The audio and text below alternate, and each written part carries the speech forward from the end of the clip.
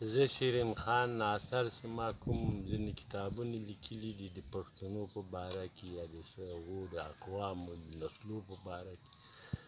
نو موږ کوښښ کوو چې تر کومه اندازې پښتنو کوم کارونه کړي دي په مختلفو ساحو کې د دنیا، لکه استرالیا یا بل ځای زحمتونه یې کښلي دي، د هغو په باره کې چې تر کومه چې زموږ معلومات رسېږي موږ یې په هر وخت کې درکولی شو او په نوبت په وسم پوره افغانان چې تورپوستو په اروپایانو باندې حمله کوله دوی بچ کړي هم دي، دوی ځان مرګ ته ورکړی د هغه یې ځینې خلاص کړی. دغه حملې له څه وجې راتللې؟ خامخا د تورپوستي او د سپین پوستو په منځ کې پخوا هم څه به داسې مشکلات فساد و.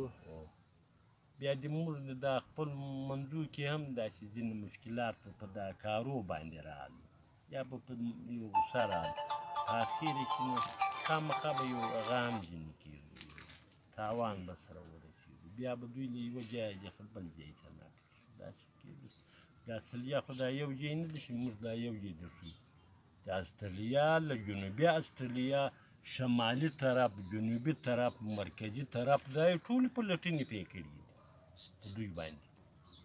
دا خو مختلف کاروانونه وو، دا کلي جوړ شوي دي، دا کلیو نومان دي، بر کلی، مري کلی، بېلتانه کلی، دا خو ټول دغه نومان چې دا پښتنو ورکړي دي که دا د خلکو؟ یا دوی ورکړي دي. دا د مري کلی چې دا داسې لیکي چې یو جرمني دغه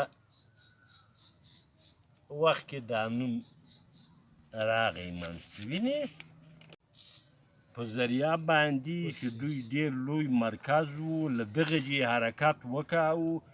دا حرکت یې چیرې کاوه چې دوی په د می میاشت کې چې سخته ګرمي هم وه او هغه به د پولرز د خلیج په طرف باندې روان وو او تل به ګرځي او د ډېر ورسره دي. د ډېر شیان هغه داسې لیکلي هم دي په دا ځینو هغو کې چې د سالي د کبانو حوض یو په نامه باندې د ده هلته مشهور ده، له یوه جهیل سره دا واړه کبان پکې وو، هغه حوض یې د ده په نامه باندې کړو، چاکو ګلز دا ګروپ مشر وینې چې دی ورسره ګرځېدو. او داسې ډېرې شیان د دوی هغو کې شوي دي، زحمتونه یې شوي دي، غونډۍ یې د دوی په نومو باندې شوي دي، ځکه دوی کارونه ورسره کړي دي، فعالیتونه یې ورسره کړي، زحمتونه یې ورسره کړي. دا غونډۍ نو داسې نه معلومه چې د استرالیا په کومو سیمو کې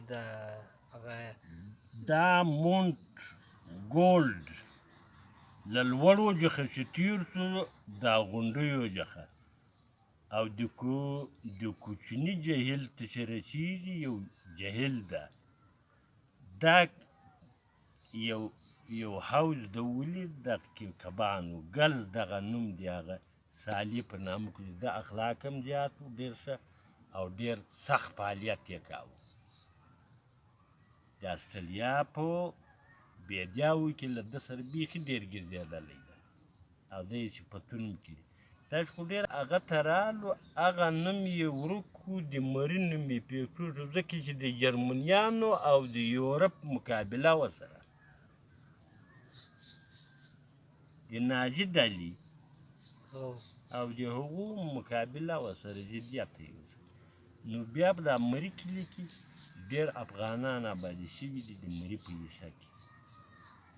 دا